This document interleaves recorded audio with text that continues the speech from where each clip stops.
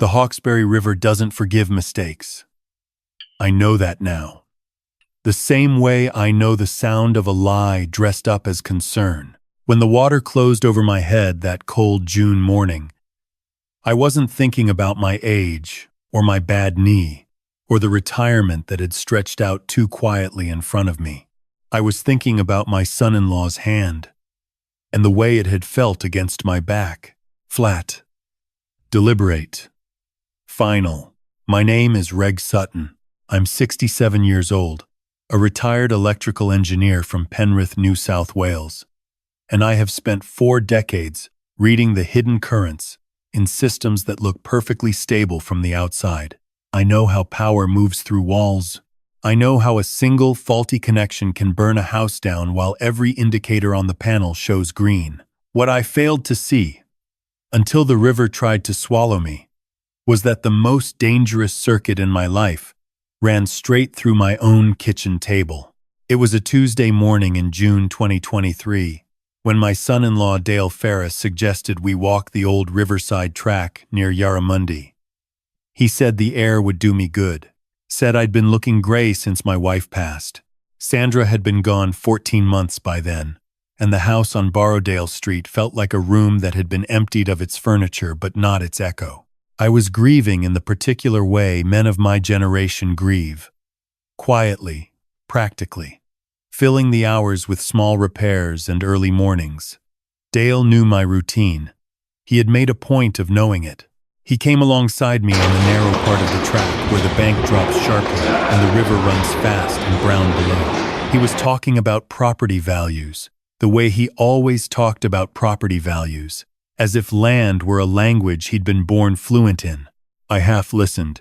I was watching a gray heron standing perfectly still in the shallows.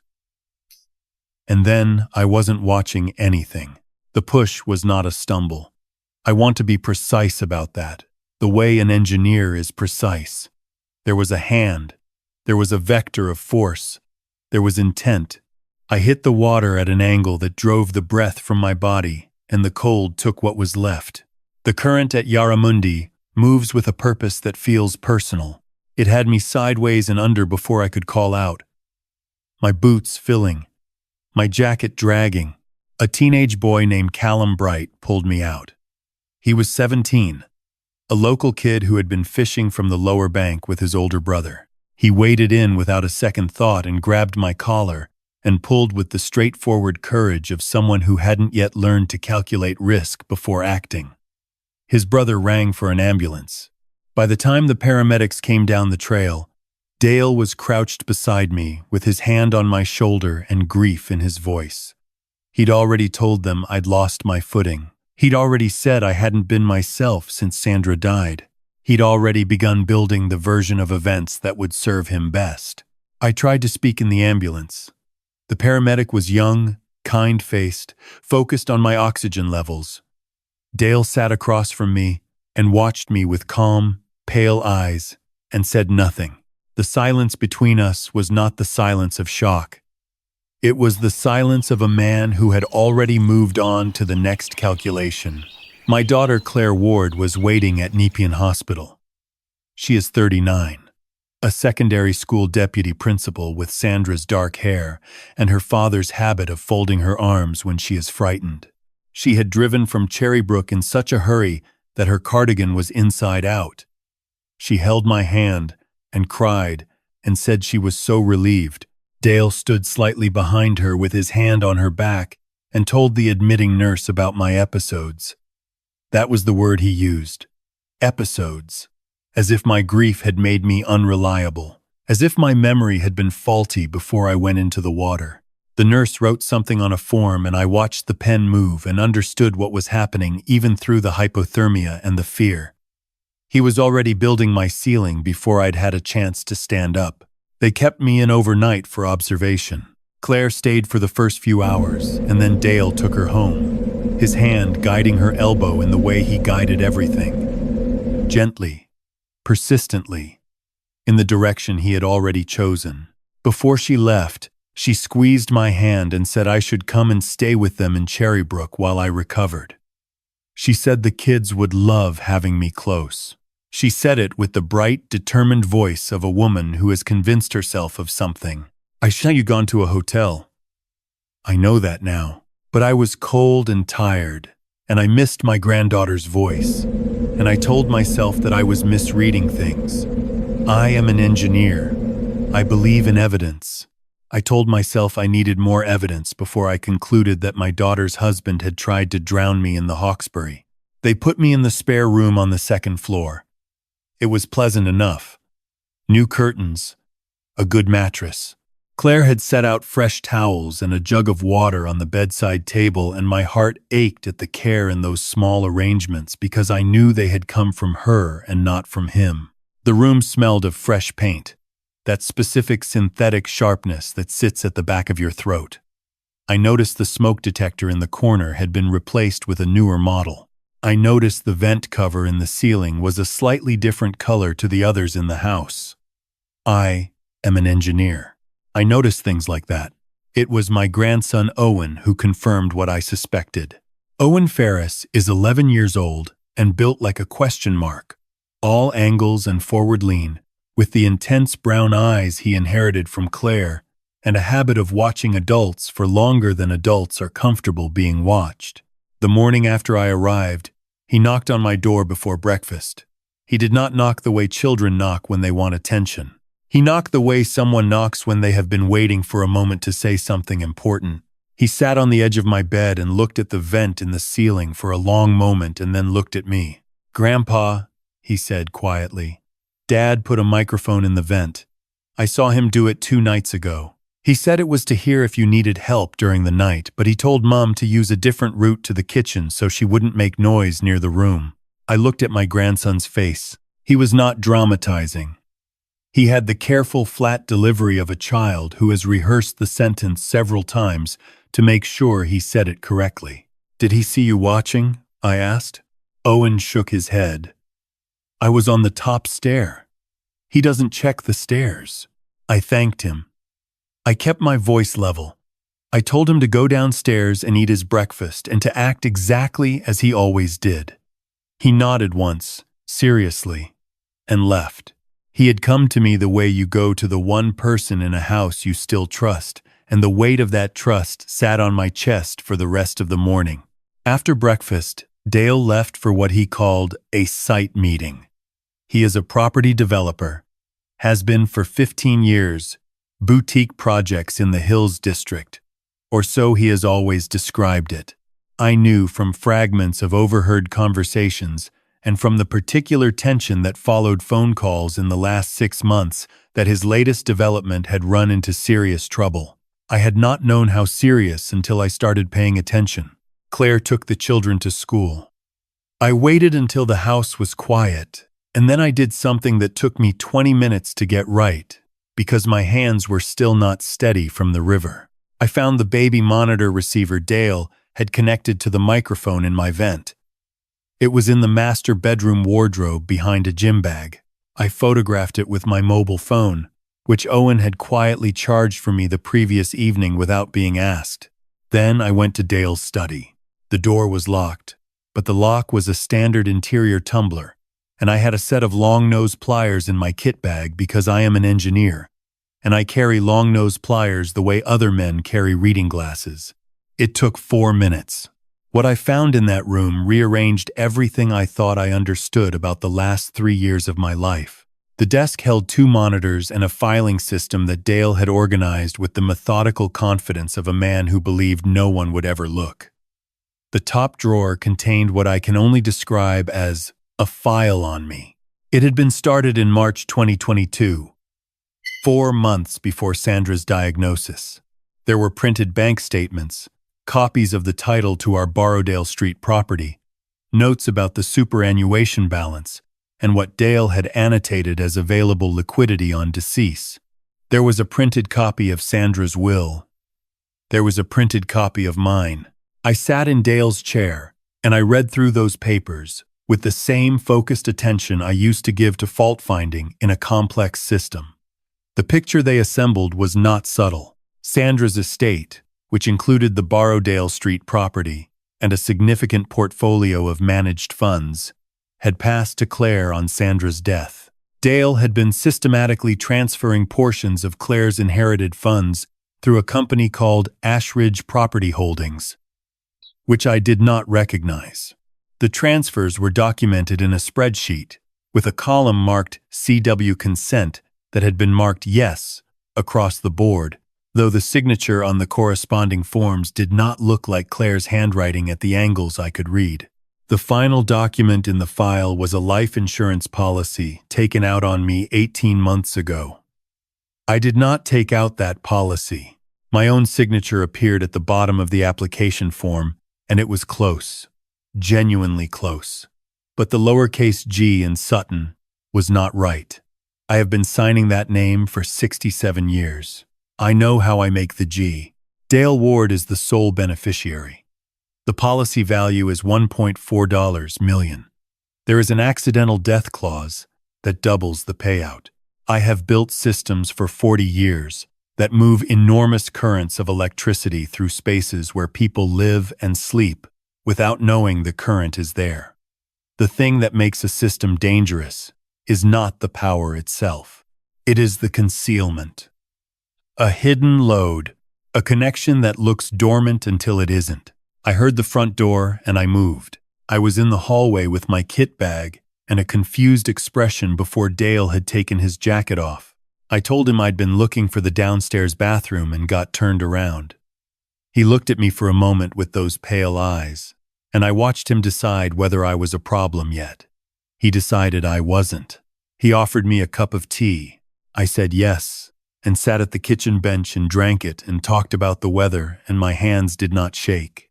That afternoon, Owen came home from school and found a reason to be near me while I sat on the back veranda. He sat on the steps and did his homework, and every so often he looked up at me with that intense, careful gaze. His younger sister Bridie was 8 years old, dark-haired, like Claire, loud and physical and entirely herself in the way that 8-year-old girls can be when the world hasn't yet asked them to be quieter. She climbed on me and showed me a drawing she'd done at school and said, "Grandpa, you smell like outside," in the tone of someone delivering a compliment. I watched Dale watching the children while he stood at the kitchen window. The expression on his face was not the expression of a man who loved them. It was the expression of a man who had factored them in. That night I lay awake and listened to the white noise from the vent, and thought about my options with the engineer's habit of listing them in order of reliability. I had photographs of the monitor receiver. I had seen the insurance policy. I had not yet touched the physical documents, which was a mistake I could not undo. I needed the originals, or certified copies. I needed someone with authority to take what I had seriously. And I needed to do all of this without alerting Dale to the fact that I was not the confused, grief-softened man he had presented to the hospital as evidence of my own unreliability. Claire knocked on my door at 9:30. She brought me a cup of chamomile tea and sat in the chair by the window and talked about Sandra for a while, in the gentle, circling way she had been talking about her mother since the funeral, orbiting the grief without landing in it. I watched my daughter's face in the lamplight and looked for the woman who used to sit on my workbench when she was small, handing me tools and asking how electricity knew which way to go. She was still there, behind the inside-out cardigan and the forced brightness and the fear she was carrying around like a second handbag. "How are things really, love?" I said. She smiled the smile that didn't reach her eyes. "Good. Really good. Dale's project is just taking a bit longer than expected. You know how developments go." "Claire," I said, "has Dale asked you to sign anything recently?" The smile stayed on her face, but something shifted behind it. "Just normal stuff," she said. "Business things. I don't really understand all of it. He handles the finance side. Do you read what you sign?" She looked at the cup in her hands. "Dad, please don't. You've been through so much." I didn't push. I stored the information the way you store a fault reading, a deviation from expected parameters, something to return to. I said I was tired and she kissed my forehead and took the empty cup and left. I heard her talking to Dale downstairs in a low voice. His reply was brief. Hers was longer, more placating. I knew that pattern too. The next morning I told them I wanted to visit an old colleague in Parramatta. Dale offered to drive me. I said I'd rather have the walk. He said the physio had suggested I take it easy. I said I was an electrical engineer, not a man who'd had a hip replacement, and I was going for a walk. Owen, who was eating toast at the bench, made a small sound that might have been a laugh and then turned it into a cough. Dale gave me his full attention for a moment, and I gave him my most vague and slightly addled smile and picked up my hat. I went to Parramatta Police Station. The detective who took my statement was a woman named Senior Constable Vivian Okafor, who had the particular quality of stillness that I have observed in the best engineers, the kind of attention that doesn't advertise itself. She listened to everything. She asked precise questions. She did not look at my age and decide what it meant before I'd finished speaking. When I described the insurance policy and the documents in the study, she asked whether I had touched or moved anything. I told her I had not. She asked whether I had the photographs on my phone. I showed her. She asked me to send them to an email address she wrote on a card. I told her about Callum Bright, the young man who had pulled me from the river. She confirmed that his account had been logged at the time of the incident, but had been noted as consistent with an accidental fall, consistent with the account provided by the accompanying family member. She wrote that down in a way that suggested the phrase accompanying family member had acquired new weight. I gave her Dale's full name and his company name and his registered vehicle. I told her that I believed the incident at Yarramundi had been a deliberate act, that I had returned to the family home under the cover of recovery and had found documentary evidence of financial fraud and a life insurance policy I had not authorized, and that I believed my daughter was being used as an instrument in a scheme she did not fully understand. Senior Constable Okafor said she would need time to verify what I had provided and would be in contact. She said that in the meantime I should take no further action in the study and should not inform my son-in-law that I had spoken to police. She looked at me steadily when she said this, checking whether I was the kind of person who could maintain that. I spent 40 years finding hidden faults in systems and not touching them until I was ready to fix them properly, I told her. I can manage a few more days. On the third day back at the house, I found the second layer. It was Owen again. He came to me after school with a folder he'd taken from a box in the garage, the kind of flat archival box that gets pushed to the back of shelves. He laid it on my bed without ceremony. Inside were 3 documents relating to the Borrowdale Street property. My property. The property Sandra and I had bought in 1991 and paid off by 2009 and lived in for 32 years. There was a transfer of title document, dated 8 weeks after Sandra's funeral, transferring the property from my name to Ashridge Property Holdings PT Limited. My signature was on it. I have not signed any document relating to the Borrowdale Street property. I have not agreed to any transfer. The property is worth $1.1 million in the current market. I sat on the bed for a long time after Owen left the room. Not because I was frightened, though I was frightened, but because I was accounting for the full scope of what I was looking at. It was not opportunism. It was a construction. He had been building it for over 2 years, planning load by load, placing each component in position before the one that would follow, exactly the way you build a system designed to carry enormous current without tripping any breaker. Sandra had been sick. He had watched us from across the dinner table and had seen a house and a superannuation balance and a grief-stunned son-in-law who would be easy to manage, and he had started building before the funeral flowers had finished dying. That evening, Dale announced a boat trip.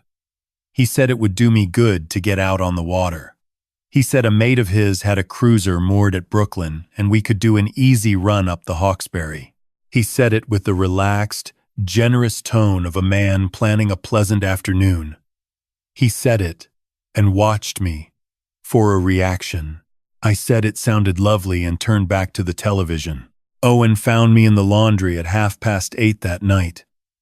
He pressed a folded piece of paper into my hand, without speaking, and went back to his room.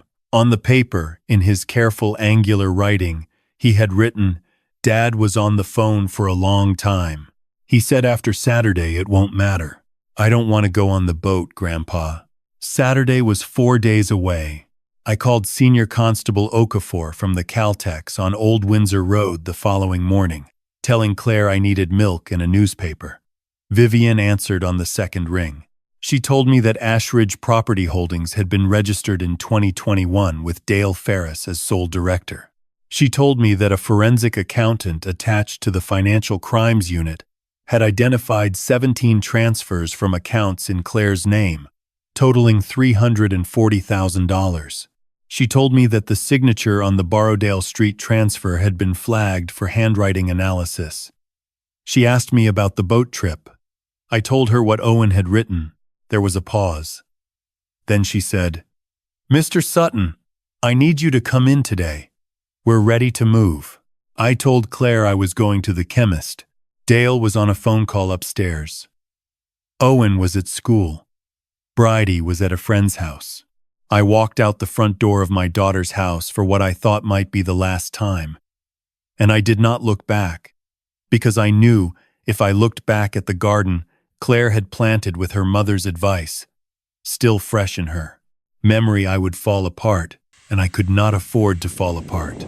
Yet, at the station, Vivian spread a map of Ashridge Property Holdings' corporate structure across the table.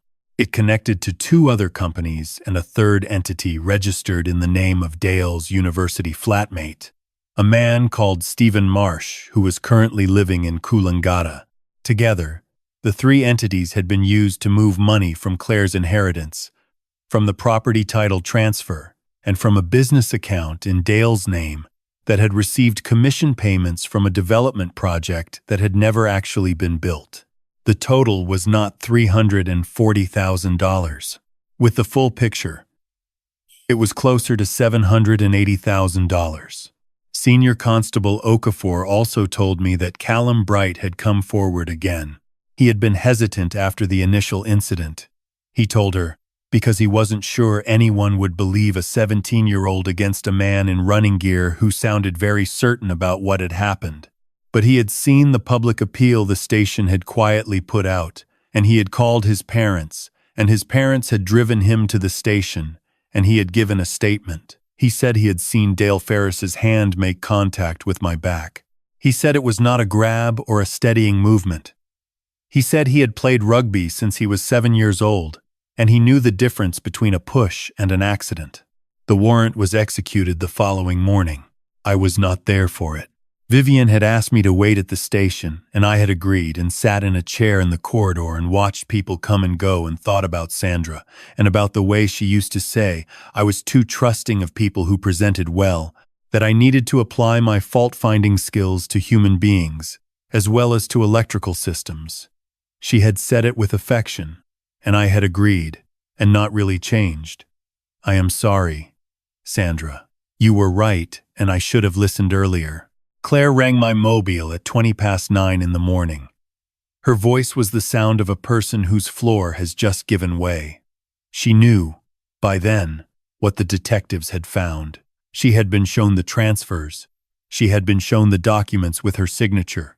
She had been asked to look at her own bank records, and had spent 2 hours doing so with a financial crimes officer sitting beside her and a box of tissues on the table. "Dad," she said. And then she couldn't continue. "I know, love," I said. "I'm here." She told me she hadn't known.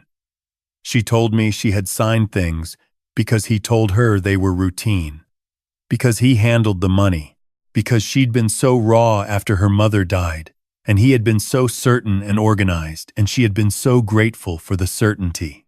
She told me she was sorry in the specific, anguished way of someone who understands that being deceived and being complicit are not the same thing but feel, in the moment of discovery, almost indistinguishable. "You're not the one who needs to apologize," I told her. Dale Ferris was arrested at the Cherrybrook house at 8:53 inches the morning. Stephen Marsh was detained in Coolangatta by Queensland police. The same afternoon, the boat trip to Brooklyn had been scheduled for the following Saturday. Vivian told me afterward that the search of Dale's vehicle had found a dry bag containing cable ties, a weighted dive belt, and a prepaid mobile phone with a single number stored in it. The number connected to a marine salvage operator who had been approached 3 weeks earlier about a hypothetical job. The operator had kept the details because the conversation had struck him as wrong. Claire was interviewed for 2 days. She was cooperative at every point. She had not known about the insurance policy. She had not known about the weighted belt. She had believed, or had allowed herself to believe, that her husband was managing difficult but legitimate financial pressures, that the distance that had grown between them since Sandra's death was grief and stress and not guilt. The police found no evidence that she had participated in the planning of the Yarramundi incident, or of what had been planned for the following Saturday. She was not charged. She came to the station on the second afternoon with Owen and Bridie, and sat in a waiting room chair and held my hand and didn't say anything for a long time. Owen sat on my other side and leaned his head against my arm in the straightforward way of a child who has been carrying something heavy and is very tired. Bridie climbed into Claire's lap and fell asleep. The committal proceedings for Dale Ferris were heard in November 2023. The charges included attempted murder, 2 counts of fraud, forgery of legal documents, and conspiracy to defraud. Stephen Marsh, who cooperated with investigators in exchange for a partial reduction in charges, confirmed that Dale had been planning the financial extraction for over 26 months and had begun researching the life insurance application before Sandra's death was confirmed. He was sentenced to 11 years, with a non-parole period of 8. Marsh received 4 years. The Borrowdale Street property transfer was successfully contested. The title was restored to my name by court order in February 2024. The funds that had been transferred from Claire's accounts were only partially recoverable, approximately $180,000, the rest having been absorbed into the failed development. It is not nothing. It is not everything. It is what the law can do when it has enough to work with. I sold the Borrowdale Street house in March 2024. I bought a smaller place in Penrith, closer to Claire, a single-story red brick with a decent backyard and room for Owen to kick a ball around on weekends. Claire and the children moved into a rented house 3 streets away. She finished her master's degree in June and has been offered a full principal position starting in January. She comes to dinner on Sundays. She is learning, she says, to read financial documents before she signs them. She says it the way a person says something that is both a practical commitment and a form of penance. Owen got a distinction on his Year 5 science project. He is investigating how water can be both destructive and a source of power depending on how it is directed. His teacher wrote on the report that he has an unusual gift for identifying the mechanism beneath the surface of things. I read that line twice. Bridie still tells me I smell like outside. I consider this high praise. I stood at the Hawkesbury River in August 2024, 2 months after the sentencing, at the spot near Yarramundi where Callum Bright had waded in without hesitation.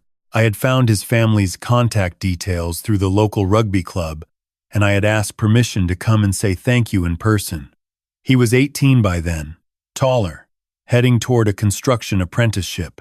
He shook my hand and looked slightly embarrassed and said he just did what anyone would do. I told him that was not, in my experience, accurate. His mother cried.